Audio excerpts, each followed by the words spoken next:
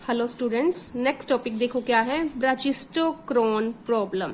ब्राचिस्टोक्रोन problem, ये आपका एक आर्टिकल है, लास्ट पेज नंबर 7 पर है। ये क्या है आर्टिकल की statement? Find the path on which a particle in the absence of friction will slide from one fixed point to another fixed point in the shortest time under the action of gravity। Gravity भी जिसमें apply होती है, मतलब गुरुत्वाकर्षण का नियम भी apply होता है। तो ये फिजिक्स में सब कुछ पढ़ा हुआ है आपने। इसमें क्या है, एक पार्टिकल का हमें पाथ फाइंड करना है जिसमें फ्रिक्शन की एब्सेंस है, मतलब घर्षण नहीं है, ठीक है। और वो जो पार्टिकल है वो स्लाइडिंग की तरह स्लाइड करता है एक फिक्स पॉइंट से दूसरे फिक्स पॉइंट की तरफ शॉर्टेस्ट टाइम में, under the action of gravity, जिसमें गुरुत्वाकर्षण भी लागू होता है। शॉर्टेस्ट टाइम में मतलब टाइम को हमें शॉर्टेस्ट करना है। इसमें एक पार्टिकल इस टाइप से मूव करता है जो एक फिक्स पॉइंट से दूसरे फिक्स पॉइंट की तरफ स्लाइड की तरफ मूव करता है। तो हमें उस पार्टिकल का पाथ फाइंड करना है शॉर्टेस्ट टाइम में, जिसमें गुरुत्वाकर्षण भी लागू होता है, ग्रेविटी भी अप्लाई होती है। इसमें ग्रेविटी है तो मतलब जो पार्टिकल है वो ऊपर से नीचे की तरफ स्लाइडिंग करेगा, क्योंकि स्लाइडिंग करनी है। तो स्लाइडिंग कैसे करेगा? ऊपर से नीचे की तरफ करेगा, क्योंकि गुरुत्वाकर्षण है, ग्रेविटी कब अप्लाई होती है? जब कोई चीज ऊपर से नीचे की तरफ गिरती है या ऊपर से नीचे की तरफ आती है तभी अप्लाई होती है। इसलिए हमने क्या मान लिया, इस टाइप से ये डायग्राम मान लिया हमने। ये एक्स एक्सिस होती है, ये वाई एक्सिस होती है, नीचे की तरफ यही होगी ना, ये एक्स एक्सिस, ये वाई एक्सिस, वाई डैश हो जाएगी वाई एक्सिस। तो ये ओरिजन हो गया, ठीक है। हमने मान लिया कि जो हमारा पार्टिकल है वो स्टार्टिंग में ओ अपर यहाँ पर है, ठीक है। वो स्लाइडिंग करते करते धीरे धीरे यहाँ ए पॉइंट पर जाता है। तो हमें ओ से ए तक का पाथ फाइंड करना है, ठीक है। तो यही लिखा है हमने, let O be the upper fix point of the curve. हमने कर्व का अपर फिक्स पॉइंट ओ मान लिया और ओ ओरिजन ले लिया, एंड ए उसका लोअर पॉइंट मान लिया, and A is lowers fix point, और ए x1 y1 उसका लोअर फिक्स पॉइंट मान लिया। मतलब ओ से ए की तरफ हमने मान लिया कि कर्व स्लाइडिंग करता है, हमें इस पाथ को फाइंड करना है शॉर्टेस्ट टाइम में। और हमने मान लिया कि ओ ओरिजन है और पार्टिकल स्टार्ट करता है स्लाइडिंग कर्व पर ओ से ए की तरफ, और स्टार्टिंग में उसकी वेलोसिटी हम मान लेते हैं कि 0 है, मतलब स्टार्टिंग में वो रुका हुआ है, उसकी 0 वेलोसिटी है। और हमने मान लिया कि टी टाइम के बाद वो पार्टिकल क्या है, ओ से ए की तरफ जाते हुए पी पॉइंट पर रुक जाता है, मतलब टी टाइम के बाद वो पी पॉइंट पर पहुंच जाता है। पी के कोऑर्डिनेट्स हमने एक्स वाई मान लिए, मतलब टी टाइम के बाद उसने कितनी डिस्टेंस तय की, यहां से यहां तक की डिस्टेंस कितनी है, वाई। तो इस डिस्टेंस को क्या बोलेंगे, टी टाइम के बाद, मतलब वो कहाँ पहुंचा, ओपी बराबर डिस्टेंस को एस से डिनोट करते हैं, इक्वल्स टू वाई हो जाएगा, ठीक है। समझ आया? क्या किया, ग्रेविटी कहा था इसलिए ऊपर से नीचे की तरफ स्लाइडिंग की तरफ हमें पार्टिकल को मूव करवाना था। तो हमने मान लिया कि ओ अपर फिक्स पॉइंट है कर्व का, तो हमने ओ फिक्स पॉइंट मान लिया अपर फिक्स पॉइंट, और ए उसका लोअर फिक्स पॉइंट मान लिया कर्व का। तो इस टाइप से कर्व बना दिया हमने। और हमने मान लिया कि इसमें ओ जो है ओरिजन है, और स्टार्टिंग में जो पार्टिकल जो स्लाइडिंग करना स्टार्ट करता है वो ओ से ए की तरफ मूव करता है, और टी टाइम के पश्चात ये जो पार्टिकल है ओ से धीरे धीरे पी पॉइंट पर पहुंच जाता है, और पी के कोऑर्डिनेट्स हमने एक्स वाई मान लिए। तो टी टाइम के पश्चात जो डिस्टेंस तय करेगा वो क्या होगी, वाई होगी, मतलब वाई डिस्टेंस तय कर ली उसने।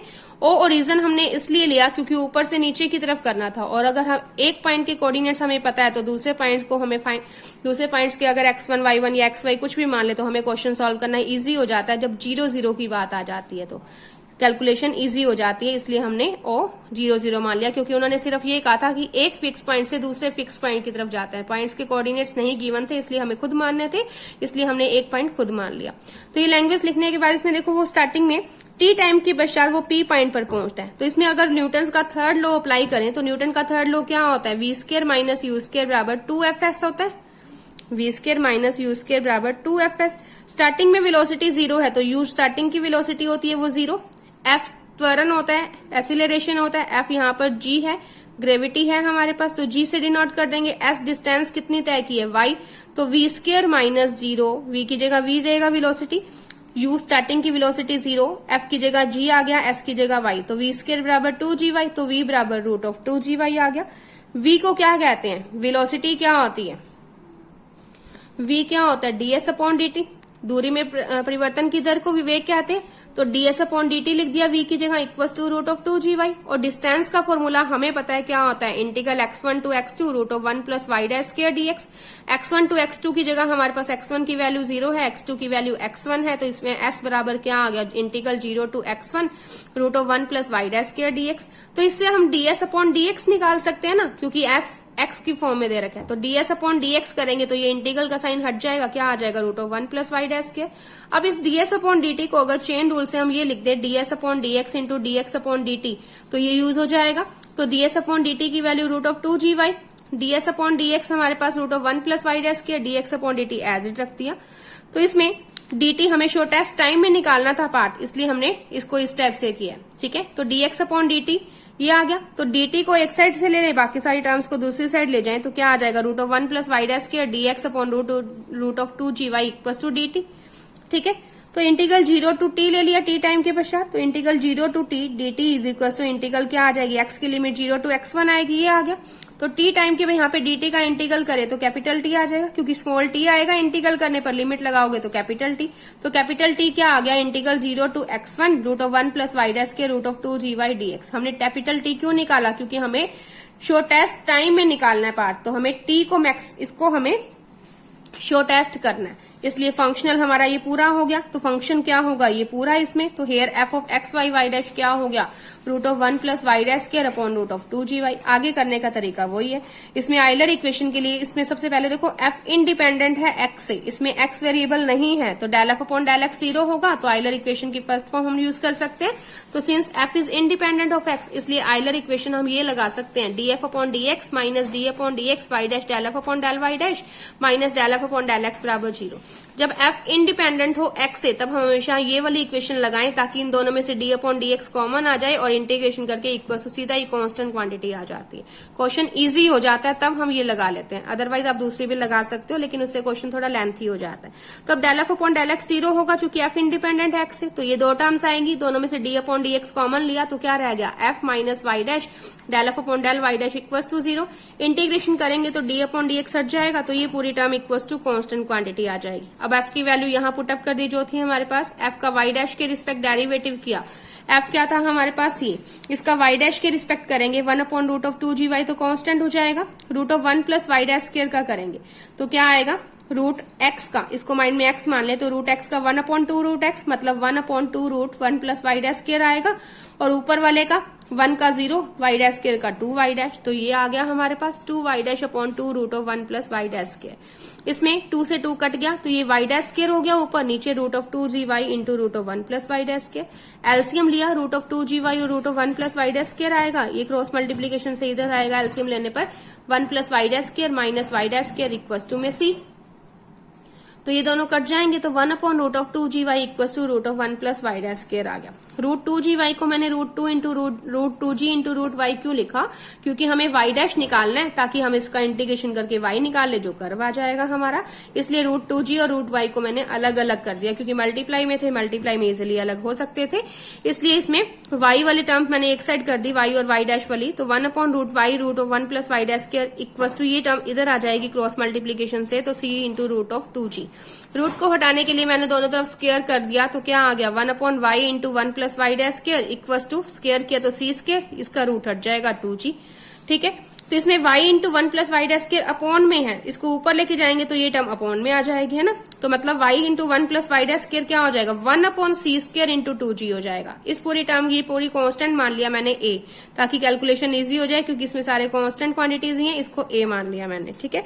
तो y into 1 plus Y dash square आ गया a, तो 1 प्लस वाई डैश स्क्वायर क्या आ जाएगा, a अपॉन वाई, तो वाई डैश स्क्वायर क्या आ जाएगा, a अपॉन वाई माइनस 1, तो वाई डैश स्क्वायर क्या आ गया, a अपॉन वाई माइनस 1, तो वाई डैश स्क्वायर में एलसीएम लिया a minus y upon y, तो वाई डैश क्या आ गया, रूट में आ जाएगा, ये वाई डैश क्या होता है, dy बाई dx, तो dy बाई dx आ गया ये टर्म। वेरिएबल्स को सेपरेट किया तो रूट y अपॉन में root of a minus y dy equals to dx आ जाएगा। अब root of a minus x हो कभी भी, तो उसमें हम क्या करते हैं, x की जगह a साइन स्क्वायर थीटा या a cos square theta put up करते हैं। इसलिए root of a minus X की बजाय हमारे पास root of a minus Y है, इसलिए y की जगह हम a sine square phi put up कर रहे हैं। तो ये हमारे पास फॉर्मूला था जो 12th क्लास में हमने पढ़ा था कि root of a minus x कभी आता है तो उसमें x की जगह हम a sine square theta put up करते हैं। हमारे पास y था तो हम y बराबर a sine square phi put up कर रहे हैं। तो dy क्या आ गया, a constant sine square phi का 2 साइन फाई का कोस फाई डी फाई। ये वैल्यूज इसमें पुटअप करें तो क्या आ जाएगा, a साइन स्क्वायर फाई आ जाएगा रूट में अपॉन में a minus a sine square phi, dy की जगह ये पूरी term equals to dx, a minus a sine square phi, इसमें a बाहर आएगा रूट से तो 1 minus sine square phi cos square phi, तो a इंटू a से a कट जाएगा ऊपर नीचे, sine phi upon cos phi रह जाएगा। ये कोस फाई इस कोस फाई से कट गया तो क्या आ गया, 2a sine square phi d phi equals to dx। Integration अगर हम कर दें तो 2a sine square phi d phi equals to dx आएगा। अब साइन स्क्वायर फाई का फिर से इंटीग्रेशन नहीं होता तो इसको क्या लिखेंगे, 1 माइनस कोस 2 फाई अपॉन 2, तो अपॉन वाला 2 कट जाएगा तो इसमें a into 1 minus cos 2 phi d phi equals to dx रह गया। इंटीग्रेशन करें तो x is equals to a into 1 का फाई माइनस कोस 2 फाई का sine 2 phi upon 2 plus constant c1 हमने लगा दिया। ये हमारे पास कर्व आ गया, लेकिन इसमें c1 की वैल्यू फाइंड करने के लिए हमारे पास पॉइंट्स थे, 0 0 हमने पॉइंट स्टार्टिंग में लिया था तो वही लिखा है, since the curve is passing through the origin, मतलब सो वी हैव x बराबर 0 और y बराबर 0। x तो यहाँ x की वैल्यू तो 0 यहाँ पुटअप हो जाएगी, y की वैल्यू कहाँ पुटअप होएगी, जो हमने पुटअप की है y बराबर a साइन स्क्वायर फाई, इसमें y बराबर 0 रखें तो क्या आएगा, a साइन स्क्वायर फाई बराबर 0, उससे फाई की वैल्यू आ सकती है। इसलिए पहले हमने y बराबर 0 पुटअप किया उस इक्वेशन में, तो a साइन स्क्वायर फाई बराबर 0, साइन स्क्वायर फाई बराबर 0 मीन्स साइन फाई बराबर 0 मीन्स फाई बराबर साइन इनवर्स 0 मीन्स फाई बराबर 0 आ गया।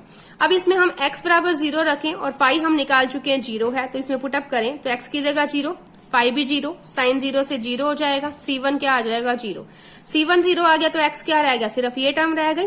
ठीक है, x बराबर a into phi minus sine 2 phi upon 2 LCM ले तो 2 phi minus sine 2 phi upon 2, तो x बराबर a by 2 into 2 phi minus sine 2 phi, और y क्या आया था, a साइन स्क्वायर फाई को 1 माइनस कोस 2 फाई अपॉन 2 लिख सकते हैं। ठीक है, अब इसमें a बाय 2 को अगर हम कुछ क्वांटिटी कांस्टेंट मान ले, b मान ले या c मान ले, तो a बाय 2 सिंपल फॉर्म में हो जाएगा, और 2 फाई को मैंने थीटा मान लिया तो x बराबर क्या आ गया, b into theta minus sine theta, और y बराबर b into 1 minus cos theta, और x और y की ये दोनों वैल्यूज मिलकर क्या बनती है, साइक्लोइड की इक्वेशन होती है। तो ये क्या आ गया, हमारे पास कर्व की इक्वेशन आ गई, और इस कर्व की इक्वेशन का नाम क्या होता है, साइक्लोइड। ये इक्वेशन होती है साइक्लोइड की। तो हमें तो कर्व निकालना था, लेकिन जो कर्व आया उसका नाम क्या है, साइक्लोइड है। ये साइक्लोइड की इक्वेशन होती है, इसमें चाहे ये मानो या ना मानो, ये पूरी इक्वेशन साइक्लोइड होती है। हमने तो कांस्टेंट को ये सपोज कर लिया, तो ये इक्वेशन भी क्या है, साइक्लोइड की पैरामीट्रिक इक्वेशन है। तो हमें कर्व फाइंड करना था किसमें, जब एक पार्टिकल मूव करता है जिसमें फ्रिक्शन नहीं है, लेकिन एक स्लाइडिंग की तरह एक पॉइंट से दूसरे फिक्स पॉइंट की तरफ जाता है, शॉर्टेस्ट टाइम में ग्रेविटी उसमें अप्लाई होती है। तो उस टाइप से हमने ये क्वेश्चन को सॉल्व कर लिया। ओके, नेक्स्ट देखो बेटा, हमारा लास्ट टॉपिक है इस यूनिट का, जियोडेसिक्स। जियोडेसिक्स क्या होता है, ये शॉर्ट फॉर्म में कई बार पूछ लेते हैं छोटे क्वेश्चन में। जियोडेसिक क्या होता है, 2 पॉइंट्स के बीच की शॉर्टेस्ट डिस्टेंस होती है। क्या है, अगर 2 पॉइंट्स हमें दे रखे हैं, कोई भी 2 पॉइंट्स है, अगर उनके बीच की हमें डिस्टेंस फाइंड करनी है, और उनके बीच की जो डिस्टेंस है वो हमेशा शॉर्टेस्ट हो, मिनिमम हो, देन उस डिस्टेंस फाइंड करने वाले कर्व को क्या बोलते हैं, जियोडेसिक बोलते हैं। या ये कह सकते हो, जियोडेसिक एक ऐसा कर्व होता है जिसके लिए 2 पॉइंट्स के बीच की डिस्टेंस हमेशा मिनिमम होती है। तो ये लिखा हुआ है, a geodesic on surface is a curve. Geodesic एक ऐसा कर्व है along which the distance between any 2 points of the surface is a minimum, जिसके लिए 2 पॉइंट्स के बीच की डिस्टेंस हमेशा क्या होती है, मिनिमम होती है। क्या है, जियोडेसिक सरफेस पर एक ऐसा कर्व होता है जिसके लिए 2 पॉइंट्स के बीच की डिस्टेंस हमेशा मिनिमम होती है, और 2 पॉइंट्स के बीच की शॉर्टेस्ट डिस्टेंस फाइंड करने के लिए हम क्या यूज करते हैं, आइलर इक्वेशन यूज करते हैं। तो सेम वही क्वेश्चंस हैं जियोडेसिक में जो हमने पहले पढ़े हुए हैं, तो लैंग्वेज चेंज है। फर्स्ट एग्जाम्पल देखो क्या कहा है उन्होंने, show that the geodesic on a plane are straight lines. अगर यहाँ पर ये कह दे इसकी बजाय कि find the shortest curve joining any 2 points, मतलब 2 पॉइंट्स को जोड़ने वाले छोटे से कर्व को, शॉर्टेस्ट कर्व को फाइंड करो। या जियोडेसिक क्या था, शॉर्टेस्ट डिस्टेंस है 2 पॉइंट्स को बीच की फाइंड करने की, 2 पॉइंट्स के बीच की डिस्टेंस को मिनिमम करने का मेथड ही है, मिनिमम फाइंड करने का कर्व ही है। तो वही चीज है जो हमने पहले पढ़ी थी। तो जियोडेसिक क्या होती है, geodesic on a surface is a curve along which the distance between any two points of the surface is a minimum। ये हमने पढ़ा अभी कि जियोडेसिक एक ऐसा कर्व होता है जिसके लिए दो पॉइंट्स के बीच की डिस्टेंस हमेशा मिनिमम हो। मतलब हमें एक प्लेन पर दो पॉइंट्स लेने होंगे, इसके लिए उनके बीच की डिस्टेंस हम अगर फाइंड करें, वो अगर डिस्टेंस फाइंड करते हुए हमारे पास जो कर्व आए वो अगर स्ट्रेट लाइन आ जाए तो प्रूव हो जाएगा। इसके लिए हम मान लेंगे कि y बराबर yx एक कर्व है जो दो पॉइंट से x1 y1 और b x2 y2 को अगर ज्वाइन करता है तो उनके बीच की शॉर्टेस्ट डिस्टेंस कैसे फाइंड करते हैं? Root of integral x1 to x2 root of 1 plus y dash square dx से फाइंड करते हैं। ये हमने पढ़ा हुआ है, तो वही लिखा हुआ है इसमें। लेट y बराबर yx be a curve joining the points a x1 y1 and b x2 y2 in the xy plane. Plane लेना है इसलिए हमने ले लिया xy प्लेन, क्योंकि हम टू डायमेंशनल ज्योमेट्री है हमारे पास। Then the length of curve या shortest distance joining a and b is given by s बराबर क्या होगा, ये नहीं लिखना आपने। क्या आएगा? s बराबर यहां से स्टार्ट कर दोगे integral x1 to x2 root of 1 plus y dash square dx, ये आपने पढ़ा ही हुआ है। तो यहाँ पर f of x y y dash क्या हो गया? Root of 1 plus y dash square. ये तो इसमें क्या आ जाएगा? देन आइलर इक्वेशन क्या होगी? Del F upon del Y minus D upon D x del F upon del y dash बराबर 0। Del F upon del y इससे निकाल सकते हैं, del F upon del y dash निकाल सकते हैं। Del F upon del y तो 0 होगा चूंकि f is independent of y है। तो इसमें क्या आ जाएगा? D upon D x del F upon del y dash की वैल्यू इक्वल्स टू 0। इंटीग्रेशन करेंगे तो ये वैल्यू इक्वल्स टू कांस्टेंट आ जाएगी। ये हमने पहले किया हुआ है। इसके बाद ये स्टेप से नहीं करना आपने, ये वाला क्वेश्चन हमने किया हुआ है, पेज नंबर 9 पर है, example number first. Example number first है पेज नंबर 9 पर। ये हमने अगर हमारे पास s बराबर integral x1 to x2 root of 1 plus y dash square dx हो तो उसके लिए आइलर इक्वेशन से हमने एक्सट्रीमल्स निकाले थे और वो क्या आई थी? इस टाइप से इक्वेशन ही आई थी, y बराबर c1 x plus c2। Book में ये अलग मेथड से किया हुआ है, ऐसे मत करना। आपने जैसे फर्स्ट एग्जाम्पल किया हुआ है पेज नंबर 9 पे, उसी को दोबारा से लिख देना यहाँ से, तो आपके पास अपने आप ही आंसर आ जाएगा y बराबर c1 x प्लस c2। और ये क्या होती है? एक स्ट्रेट लाइन की इक्वेशन होती है। तो प्रूव हो गया कि एक प्लेन पर जो शॉर्टेस्ट डिस्टेंस का कर्व है वो क्या होता है? एक स्ट्रेट लाइन होता है। मतलब geodesic on a plane are straight lines. तो इस टाइप से हम इस क्वेश्चन को प्रूव कर सकते हैं। मतलब जियोडेसिक क्या होती है? एक कर्व ही होता है जिसके लिए हम दो पॉइंट्स के बीच की डिस्टेंस को मिनिमम करते हैं। ठीक है, तो इस टाइप से हम इस क्वेश्चन को सॉल्व कर सकते हैं। नेक्स्ट एक क्वेश्चन है, show that the shortest line between any two points on a cylinder is a helix. Helix एक कर्व का नाम है। Show that the shortest line, दो पॉइंट्स के बीच की लाइन होती है, between any two points on a cylinder, cylinder नाम दे दिया, इज अ हेलिक्स। या इसके अलावा ये क्वेश्चन भी आ सकता है, show that the curve of shortest distance, curve of shortest distance, या इसकी जगह जियोडेसिक भी कह सकते हैं, on a right circular cylinder is a helix या generator. On a right circular cylinder is a helix या जनरेटर।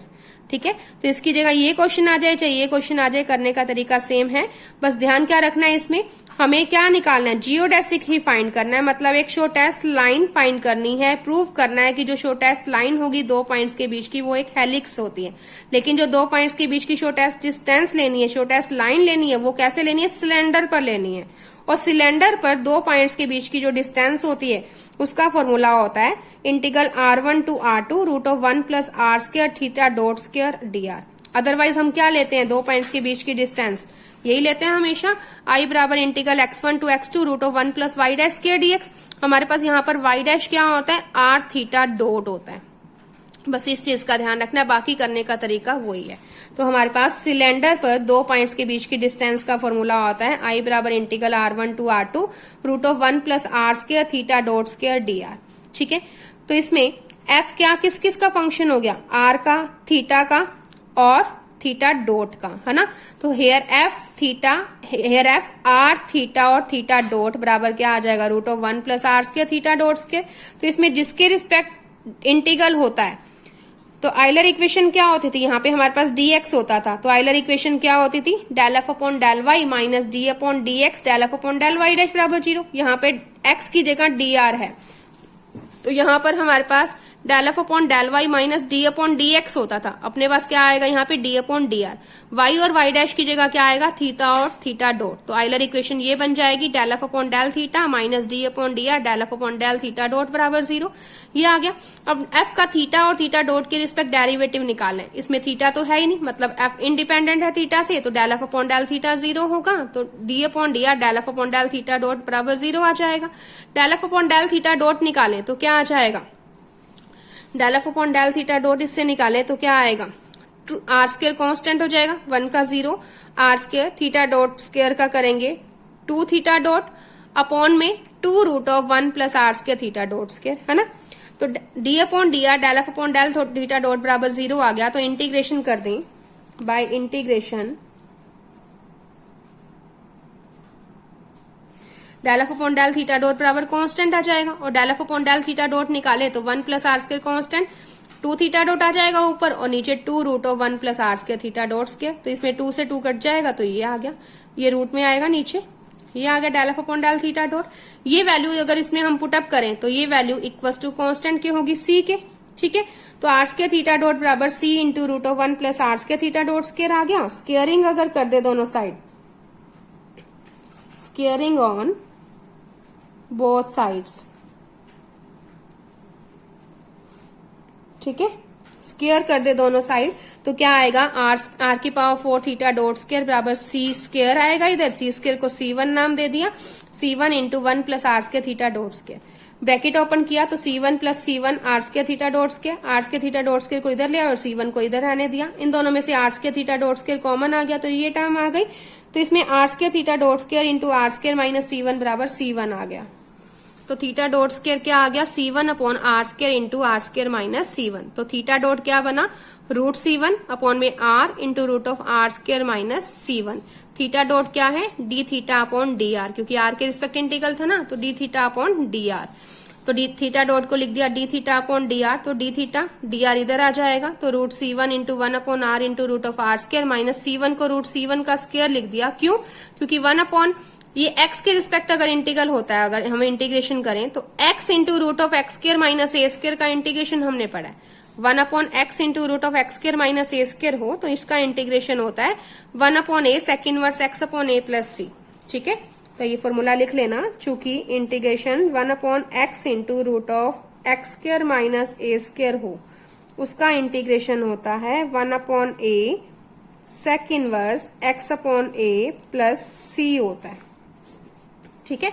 तो ये फॉर्मूला हमने यहाँ पर यूज किया है, x की जगह r है तो क्या आ जाएगा, इंटीग्रेशन करने पर डी थीटा का theta root C1 as it, तो क्या आएगा 1 अपॉन ए की जगह रूट C1, तो 1 upon root C1 sec inverse x की जगह r upon root C1 plus C2, root C1 से रूट C1 कट गया तो sec inverse r upon root C1 बराबर थीटा माइनस C2 आ गया, ठीक है। तो सेक इनवर्स को इधर ले जाए तो सेक में चेंज हो जाएगा, तो r अपॉन रूट C1 बराबर ये, तो r बराबर क्या आ गया, root C1 into sec theta minus C2। Root C1 क्या था, सी स्क्वायर को हमने C1 माना था, तो रूट C1 क्या आ जाएगा C। तो ये इक्वेशन जो होती है ये एक हेलिक्स की इक्वेशन होती है, ये जनरेटर बोल सकते हो, which is the equation of A helix. तो बस ध्यान क्या रखना है इस क्वेश्चन में कि सिलेंडर पर जो हमें शॉर्टेस्ट डिस्टेंस लेनी होती है उसका फॉर्मूला होता है integral r1 to r2 root of 1 plus are square theta dot square. मतलब जियोडेसिक भी क्या होता है, शॉर्टेस्ट डिस्टेंस फाइंड करने का वे ही है, एक कर्व फाइंड करना है जिसके लिए डिस्टेंस हमेशा शॉर्टेस्ट होती है, ठीक है। इसमें देखो अगर हमारे पास सीधा ही आ जाए कि geodesic on a cylinder is a helix prove करना है, फिर तो हमने जैसे अभी क्वेश्चन प्रूव किया वैसे ही करेंगे। लेकिन अगर हमारे पास सीधा ये आए find the geodesic on a right circular cylinder of radius A, फिर उसके लिए हमें एग्जाम्पल सेकेंड जैसे ये डिराइव किया हुआ है बुक में वैसे ही करना पड़ेगा। सिंपल वैसे आ जाए जैसे अभी हमने क्वेश्चन किया हेलिक्स का तो वैसे करना है, लेकिन इसमें क्या फर्क है, find the geodesic on a right circular cylinder of radius A, तब आपने ऐसे ही डिराइव करना है। ये 2018 में भी 2 मार्क्स का आया हुआ है, कई बार आया हुआ है, लेकिन इसको करने का तरीका यही है और कोई मेथड नहीं है इसमें। तो आपने x बराबर आर कोस फाइव, y बराबर साइन फाइव और z बराबर z माना सिलेंडर कोऑर्डिनेट्स में, तो उससे ds का स्क्वायर ये फॉर्मूला ही होता है, उसके लिए s ये आ जाता है। ये आपको सारा ध्यान रखना है। अगर s आपको पता लग गया तो हमारे पास f ये आ गया और उसके लिए आयलर इक्वेशन यूज करनी है। आयलर इक्वेशन ये होती ही है, ठीक है। आयलर इक्वेशन से ही सॉल्व किया हुआ है, मतलब इसके लिए आपको ये ध्यान ही रखना पड़ेगा। तो एग्जाम्पल नंबर 2 जो जियोडेसिक का है और एग्जाम्पल नंबर 3 जो जियोडेसिक का है, ये आपको ध्यान रखना है। एग्जाम्पल नंबर 3 में क्या है, show that the geodesic on a sphere of radius A R it's great circles. ठीक है, तो ये आपको ध्यान रखना है। सेकंड एग्जाम्पल और थर्ड एग्जाम्पल को रटाफिकेशन या ध्यान कह सकते हो, मतलब इसके लिए स्टार्टिंग वाला चीज पोज करनी पड़ेगी, आगे आयलर इक्वेशन से क्वेश्चन को सॉल्व कर सकते हैं। तो इसको आपको ध्यान रखना पड़ेगा थोड़ा सा। तो ये हमारी यूनिट कंप्लीट होती है आज। Okay, thank you.